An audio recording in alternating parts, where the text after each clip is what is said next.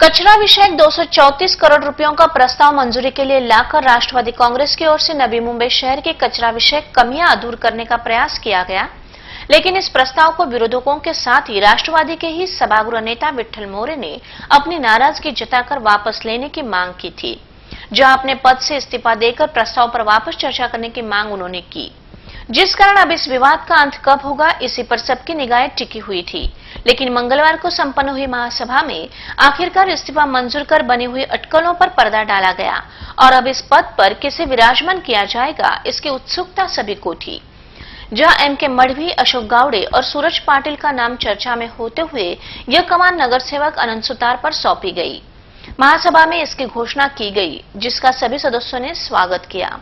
इस मौके पर सभागृह नेता की कमान संभालते हुए सभागृह की पवित्रता रखने में सत्ताधारी और विरोधकों ने अपना योगदान देने की जरूरत उन्होंने व्यक्त की। जहां हमेशा ही विरोध की भूमिका छोड़कर समन्वय से ही लोगों की समस्या छुड़ाने का विश्वास उन्होंने जताया। नाईक साहेबांच्या आशीर्वादाने मला संधी मिळालेली आहे सभागृह पदाची आणि ती व्यवस्थित पार पाडण्याची जबाबदारी माझी आहे।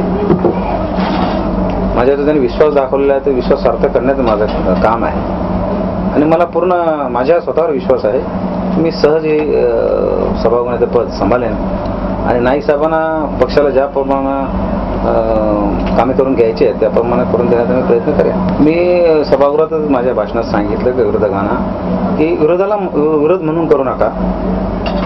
एखादा प्रस्तावामध्ये तुमच्या प्रस्तावात काय त्रुटी असतील प्रशासनाच्या ते दाखवून देण्याचा तुमचा प्रयत्न तुम्ही करा। लोकशाहीप्रमाणे तुम्ही विरोध करा, परंतु उगाच चेष्टा मस्करी करून माकड उड्या मारून त्या लोकांना दाखवण्याचा प्रयत्न करू नका।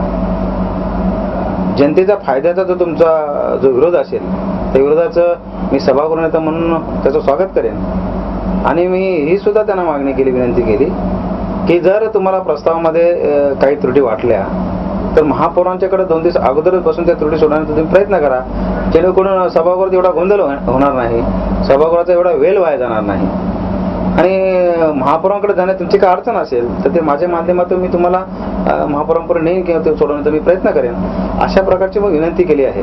कैमरामैन सुशांत पवार के साथ स्वप्नाली देसाई की रिपोर्ट।